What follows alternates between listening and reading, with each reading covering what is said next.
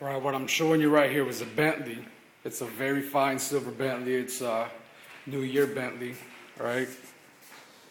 You see paper? I got paper here with a lot of clearance. What I'm going to be spraying, and the rest of it is a liquid mask. If you ever work with this liquid mask, it's like a soap residue.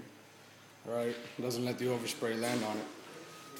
Now what I want to show you is, in a perfect world, this car would have been disassembled, but in reality, this is what we get. But what you got to end up doing is you got to do an immaculate taping job, all right? And you got to sand all these edges, and you got to wet them. When you clear them, you got to get these edges dry. You don't want your paint job or per se your clear diminishing at the edge of every panel. I got a strip of foam tape inside there. I don't know if you can see that. See that foam tape? That's to keep air from going in there and keeping dirt and stuff from coming out. Even though I basically detailed this whole entire car in and out, you still don't want the overspray. You don't want the overspray going in there or anything. And up here, what you see here is I got this piece of tape. I'm going to be ready to take this tape off. And it comes along this line right here. Okay?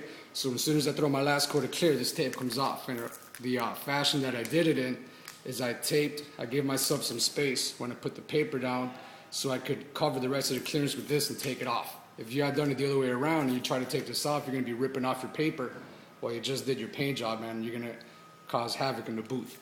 Another thing is, you see I don't have any wrinkles here on any of this paper.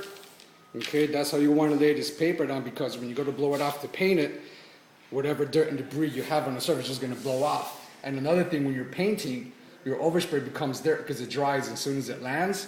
And if you have any creases, wrinkles and stuff, it stays in there. And that also causes problems and complications, right? This is all taped off in here because it is a Bentley, all right? We're not just trying to push this car out, you know? We're going to keep the standard up and keep the business rolling. This right here, so you can see I got the perfect clearance. There's no wrinkles, none of that going on. You want to use one piece of tape, because every time you use an individual piece of tape, these edges, they lift up. As soon as you start painting, all these edges lift up. The edges don't lift. It's here. This is what's going to lift up. So if you look in here and you got a piece of tape, this edge is going to lift, it's going to lift, it's going to lift, it's going to fuck up all your edge. So you want to use one piece of tape all around when you do your stuff. You don't want no baggy stuff, none of that, right? See how I got clearance here? All right? All that's got to be wet because this mirror didn't come off. So now, this is an obstacle, all right? It's got to be perfect. All the rest of this is sanded, taken all the way down with 800.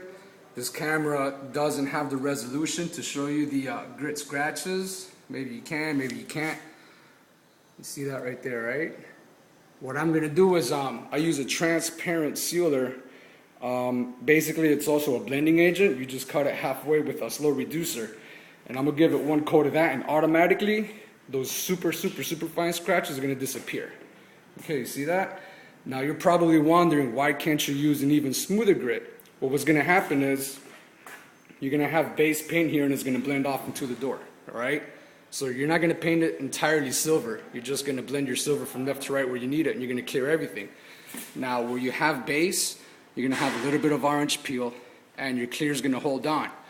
Now, where there's going to be absolutely no base, your clear is very, how can I put this? It'll run very easily. So over here, you'll be laying clear very heavy, trying to get it to flow out. When you're laying clear and you come here, you got to back off. You got to take it easy because there's no base to absorb the clear, and it will run. Okay, so that's another thing you got to watch out for. Up here, I might not even clear up here till I go do my second coat of clear. I don't need all that much clear because I don't need it coming down and binding up and collecting along this edge. So I'm gonna get started on it, and I'll take a couple more clips as I go on. As soon as this stops.